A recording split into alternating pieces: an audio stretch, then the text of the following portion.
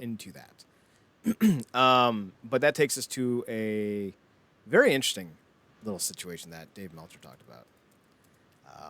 And I don't know if it was addressed tonight because I haven't watched the pay-per-view yet, or not the pay-per-view, the special show that they did today. But apparently, Tessa Blanchard wasn't at the recent set of tapings. And apparently she was the only one who was not at the recent set of tapings. Considering one of the main events was supposed to be her defending her belt. Oh, boy. So, right? So, according to 411 Mania, who's getting this from the 411 Mania is reporting this from the Observer. They're saying that they had another 5 to 7 weeks of tapings taped last week that ended on the 10th. That included a special TV episode with the Rebellion name, which is actually a two-parter. And those shows will air as a two-night event. The Observer notes that the the Wrestling Observer newsletter brings word. I'm sorry, that's on me. Brings word that Impact World Champion Tessa Blanchard was not at the tapings. Blanchard made the decision on her own not to come. This likely means that the planned world title match with Blanchard, Elgin, and Eddie is off at the time. While it's unknown who else it wasn't there, it should be noted that Impact didn't book anyone from Canada because they aren't allowed to leave the country, and the current tag team champions of the North are both Canadian. Elgin is also from Canada, but he lives in the St. Louis area, so he likely could have appeared.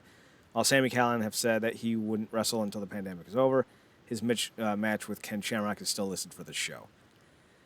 So, the Observer adds that it was actually 12 weeks of content shot in 3 days, which will begin airing tonight and last the company through mid-July. So they're hoping, I guess, to get to Slammiversary with these tapings, which hopefully that can happen. Hopefully, to some degree, they can do a live Slammiversary show. I don't know if they'll have a crowd or not. That's not really something I'm that worried about, though. But, you know, on one hand, I'm kind of perturbed with Tessa. Because, you know, as the world champion, you want to buck trends, you want to change the narrative, you want to show that women can do everything that men can do and all these things, and then you look at your colleagues and they're all showing up to work and you don't. That does look bad. But on the flip side, I also understand that this is a wholly different situation. You know, coronavirus, the coronavirus. Why are people dropping the from their lexicon? Have you noticed that? Whenever I hear people talking about this virus, they're always like, we need to stop coronavirus. What? Where's the? And I'm hearing people do it even more like hospitals. People are going to hospital now in mass. Where's the? When did we become British? Fuck. Take me to medical facilities. Right? Yeah. I don't know if it's them trying to cut. I don't know if they're just Vince McMahon naming it, slashing it out of sheer laziness. Or with stuff like the coronavirus, they're trying to make it like Karen, make it a proper noun. A proper noun so they can humanize it more, so they can feel better about it. But I'm probably gonna bet more on the lazy side. They just want to say less. I think someone posted an article forgetting to put the in front of coronavirus, and now everyone's like, "Well, it was from such and such publications. So I guess we're just gonna call it coronavirus now, not the coronavirus." You cunts. So anyway, back to Tessa. On one hand, I get why she would stay away and stay home because, you know, I'm not sure I wouldn't do the same thing. But on the other hand, she talks such a big game. You would think she would show up when her company is asking her to and when her colleagues are showing up, you know? Like, at a certain point, you got to wonder how much of this is just her being a blowhard and how much of this is her being sincere. And on one hand, like I said, I understand the desire not to. But this is kind of like that situation where any other person would be given a break because no one else is saying the shit she's saying. But now here she is talking all this big game and then not putting, you know, and not putting that to the test. Like, you had the opportunity to prove that you are just like the guys, that you have just as much ability as the guys and that you care just as much as the guys. That's her words, not mine. That's her ideology, not mine. And when that was asked to be put to the test, she's like, nah, you all can get sick. I'm going to worry about me. considering that this isn't the first time this year alone she's had a controversy, and considering the number of times she's been accused of being a selfish performer, and who's someone who doesn't get along with a lot of people, and there's all these nasty kind of bullying rumors about her. Like, this is not a good look for her. If it was Eddie Edwards or even Sami Callihan or Ken Shamrock or Rich Swann or Taya Valkyrie or someone else who's not notorious for being such a hard ass and difficult person to work with, you could look at this and go, okay, that's fair. But Tessa's kind of got a lot more on her shoulders to prove because of her own behavior than anyone else does. And this was an opportunity for her to step up and be a leader, and she ended up stepping back and saying, nah, you guys can get sick. I'm too good for this. And that's exactly what she said, even if she didn't say anything. I don't know what you do with this, though, because as a company guy, I would be like, I can't blame her for not coming. This is a dangerous situation. I respect the risk that everyone's taking, and I don't want to punish anyone for not showing up. On the flip side, if you talk such a big game and you don't show up when you're asked to. Now, granted, I'm sure that Impact didn't say you need to show up. They probably said, Tessa, can you? She said no, and they probably said okay. But when you have that opportunity and you flake on it, I would be pretty pissed about that, considering all the talk you pontificate when situations are in your favor. So I don't know, Marcus. How do you feel about this? You just really covered the gamut of it, man. Um, it's such a weird predicament, like you said, because on one hand, you do have it. I mean, you got so many other people not being smart right now and kind of just putting things at risk, more so than need be, as we've talked about. But at the same time, the reason why because I think didn't they slow down on taping it as aggressively like this from regimes in the past because of how rigorous it was, specifically on the writing team and creative and all that? I think so, but they still do 4 to 6 weeks every taping, so I don't know. Like they used to do Okay. 3 months at a time, but that was during the end of the Corgan, Dixie Carter, start of the Jarrett times. Yeah. Because I vaguely remember uh, Jimmy Jacobs talking about it, Mm-hmm. like doing so many tapings at once. It kind of it rushes the creative process almost to a point where it can stifle it because you have to always like stay on the thing because there's so much you got to put in the can. So um, yeah, but again, it's hard to blame her because not gonna make her do it on this time and um,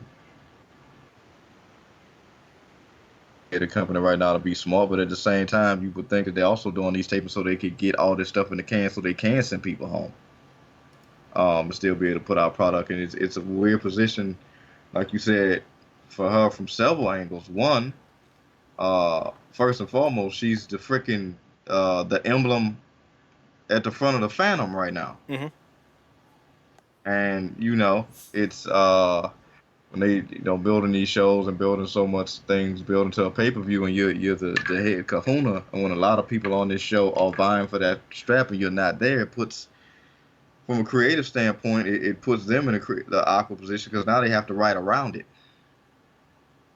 and have to do a lot of other stuff. It puts them in a unique position to be really creative, but also it's like almost from an unnecessary point too, because it's like she could at least help us out from a little perspective, because now it's like we got to pretend like this person was like the main villain of the show and then they got fired and now we got to come up with a big bad all of a sudden, which kind of feels like what ended up happening on the season of Arrow. But Which one? It happened a few times. exactly.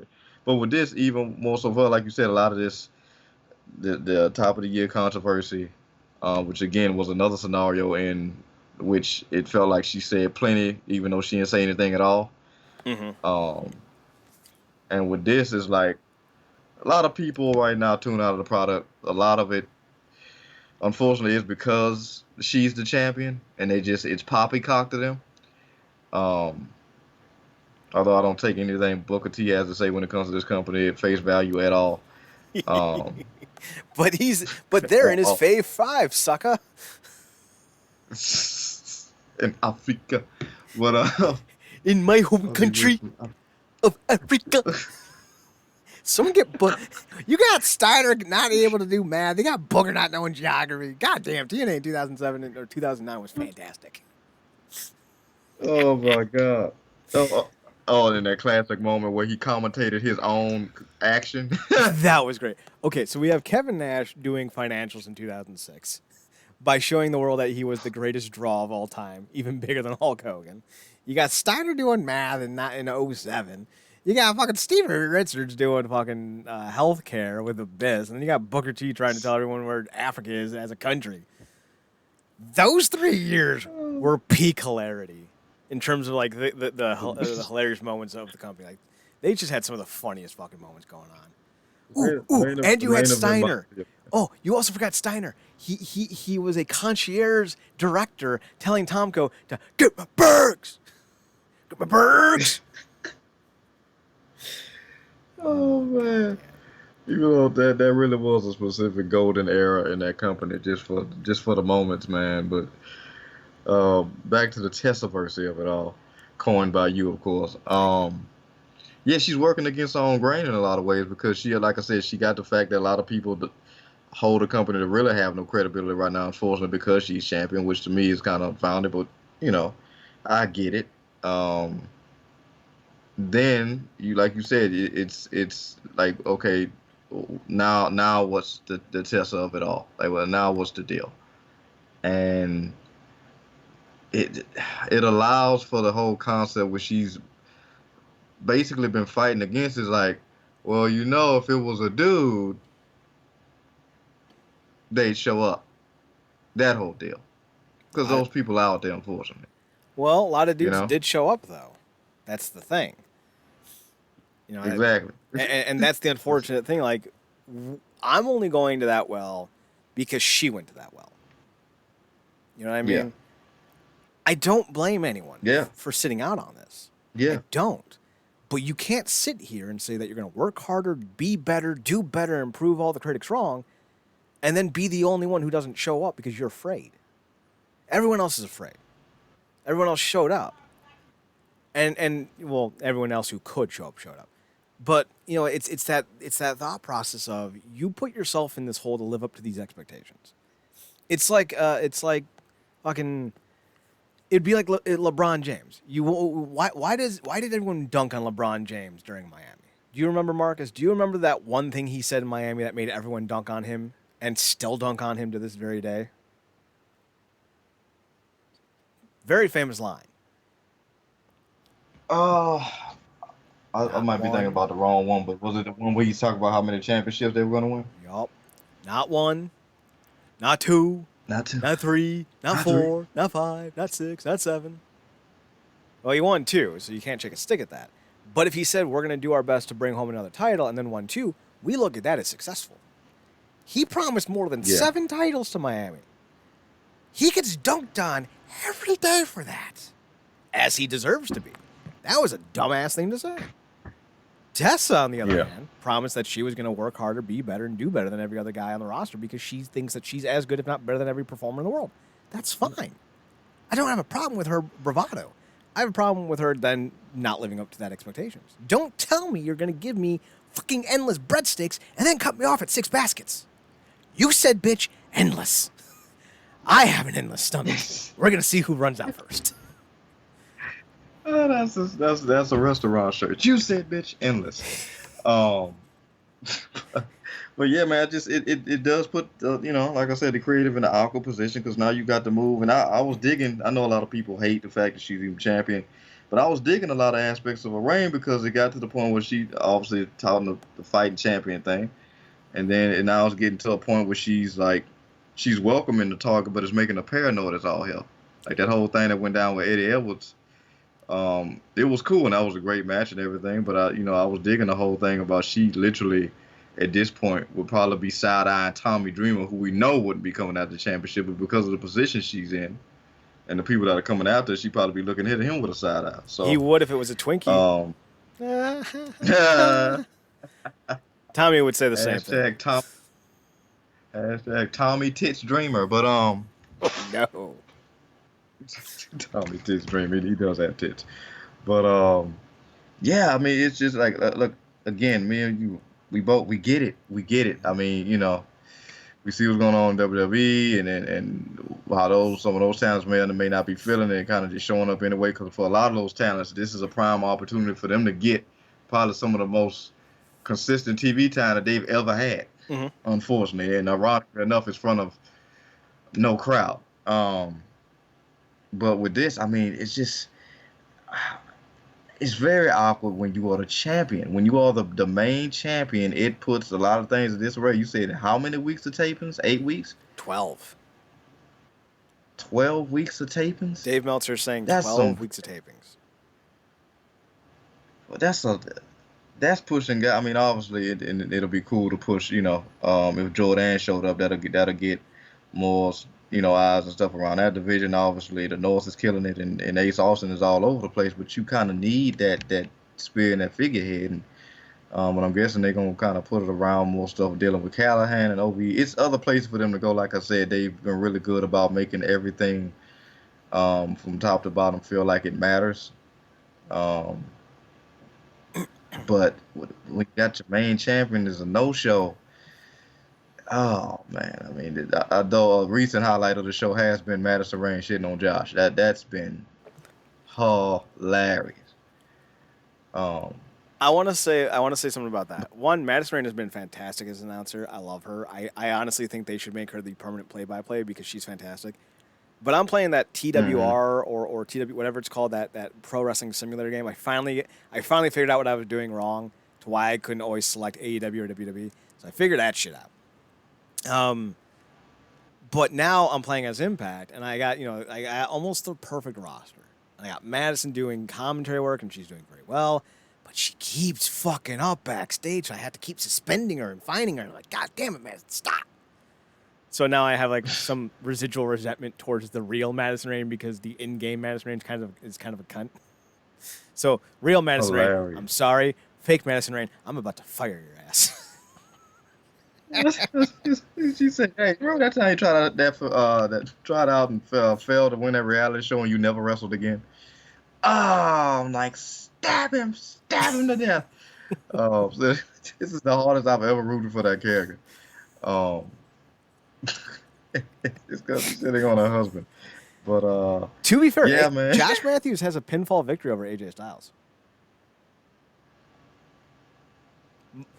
Marcus just had an aneurysm because he can't believe that. It's true. It's 100% true. See, now I feel the same way you felt about the Boneyard match now. Because I remember, and now I'm trying to figure out, I'm like, okay, if Josh has a pinfall victory, this had to be in nearing towards the end when he was going to leave TNA, right? AJ Styles? Yeah. No. Let me. God damn it! I clicked on the wrong one. I'll tell you exactly when it happened because you're gonna fucking slap your knee. It's that funny. So outside of Impact, where he had a match in 2017 against Sneep T-Con. Of course, he had the tag team match with Jeremy Borash and Ibis against Josh and Scott Steiner, and then of course he lost to P.D. Williams. So he had 3 matches in 2017 and 2018. Before that, he had a match against Orlando Jordan on the November 9th edition of SmackDown. He had a tag team match with Booker T, where he tagged with Book against JBL and Orlando Jordan. And then he had a match with the AWA All-Stars of Wrestling, where Chris Harvard, who was Chris Nowinski, defeated Chris Nowinski and Josh Matthews went to a no contest. Then he had a match in HWA, which was an OVW, like an OVWWE type of developmental. And he has a victory over Bobby Roode. So that's the thing. And then his WWE matches also include Nowinski and Nadia versus Al Stonehaven and Taylor, which is, I guess, I don't know who the fuck Taylor was, but Josh is listed on that match as well as the 6-man. He defeated Maven on an episode of Bite This Tough Enough Special. And then Nydia defeated Josh at another Bite This Tough Enough Special. But most of his matches came in one federation, the Extreme Wrestling Federation. You may not know this, but this was the company that Jimmy Hart and Brian Knobbs opened up in 2001, 2002. It featured Kurt Hennig and Hulk Hogan, as well as Josh Matthews, Kid Cash, Christopher Daniels, Prince Iaukea, AJ Styles, Horse Hogan, and others. I think like the Road Warriors were there for an episode. But on the first taping, which featured Sable and Jerry Lawler as the hosts, mind you, Josh Matthews defeated AJ Styles. The main event was Vito DiNucci, which is Big Vito, I believe. We'll check that. It was not Big Vito. I don't know who Vito DiNucci is. But the main event was Conan versus Vito DiNucci. Carlito as Carly Colon defeated Fidel Sierra. Josh Matthews defeated AJ Styles. The Harris brothers defeated the Kingpins. Price and Schaefer, whoever those are. Jimmy Snuka Jr., yes, that Jimmy Snuka Jr., defeated Buddy Lee Parker, and The Demon defeated Barry Horowitz. So this was where a lot of these young up-and-coming WWE guys were discovered. Were in this fucking podunk-ass, made-for-video promotion. And yeah, Josh Matthews has pinfall victories over Bobby Roode and AJ Styles. That's fucking funny. Yeah, slapping the knee, but it's in disgust, even if it wasn't outside, even if it was outside of Impact. But yeah, man, that's weird, and it's weird because like you said, because of what's going on, you can't even really be mad about it. But because it's her, and it's her being the champion, and then so many weeks of shows building up to a mega show where I would imagine she would main event. Mm-hmm. So it's like, I don't know, man. That has to be awkward. I mean, I have more faith in the company now to creatively write around that, because it felt like they've literally put a lot of effort into everything around that show instead of focusing just on one thing. But again, when your thoroughbred is not running in your race, kind of awkward. So that leads me to how to handle this. On one hand, you don't strip her. You acknowledge that this is an impossible situation and there's no reason to punish her. And that's the right stance to go with, because even though Tessa's made herself kind of unlikable, at least to a segment of the audience, there's no reason to hold this against her, because this is a viable, rational, understandable reason. On the other hand, you are now out for 12 weeks. That's 3 months. So whatever we decide to do cannot be determined as punishing so much as necessary. If you can't compete for 3 months, if you can't be a part of the product for 3 months, if you can't be here to help us out for 3 months, we can't have you as champion. That's not an insult. That's not us saying that we're punishing you. That is a fact of the matter. If you want to buy a house, but you can't start paying the mortgage until a year from now, I'm not selling you the fucking house. Not because I don't like you. Because that's just the way it is. You need to fucking pay. If you can't defend that belt, it's not because I don't like you. You just can't be champion anymore. So stripping her makes all the sense in the world. And I would do a battle royal next week. I didn't see tonight's show, so I don't know what they have planned for next week anyway. But next week is the second half of the pay-per-view event. I would have a battle royal, and Elgin's there, Eddie's there, Shamrock's there, Callahan's there. That's essentially who we. I think Eddie's there. I think Elgin's are there. But I know Sammy and Shamrock are there. I would have those 4 dudes in a battle royal, have them be the last 4, and then decide from there who I want to be champion: Eddie, Elgin, Sammy, or Shamrock. And then I'd move on from there, and I'd go with that as my champion until Slammiversary. And then if Tessa wants to come back to work, we can talk about doing a title unification match where, where Tessa and whoever unify the belts in the main event. That's fine. Or they were going to crown a TNA World Champion at their TNA special for WrestleMania weekend. Maybe you crown a TNA World Champion anyway, and have a TNA World Champion be your Impact World Champions substitute champion. You know what I mean? So instead of stripping Tessa of the belt, Eddie or Shamrock or whoever wins the TNA World Title and then holds that belt until Slammiversary, where hopefully Tessa can come back and you do again a title unification.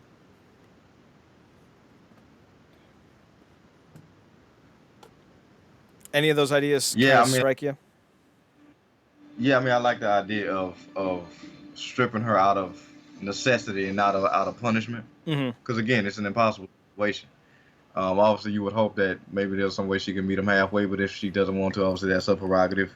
It's her life on the line, potentially. So, but I do, when you were talking about it, I was like, this plants a perfect seed to get her back to being a heel, because this could set her up going against the company the way she went against Gail, who she was held solely responsible for knocking her out of the Impact, the knockouts thing, and how obsessed she was.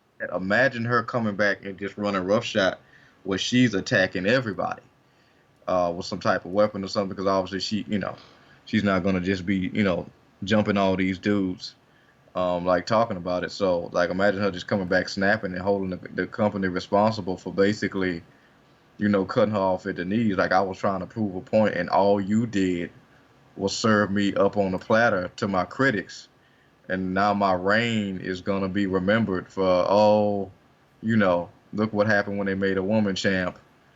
They had to strip her of it and all that. Like, they could really work that into some real good stuff. I mean, look what they did with Eddie Edwards and Callahan. So I think that would be a really great way to get her back to being a heel, which I would imagine eventually going, because of the way she was, like I said, the paranoia was building. Like, she turning on Eddie, and then, Elgin's beating the hell out of her. So I think, like I said, that's out of necessity, but I do think it's a good way to get her back to being a heel, because I do think it comes more natural for her. Like it does for Charlotte, who, while overrated, just works better as a heel.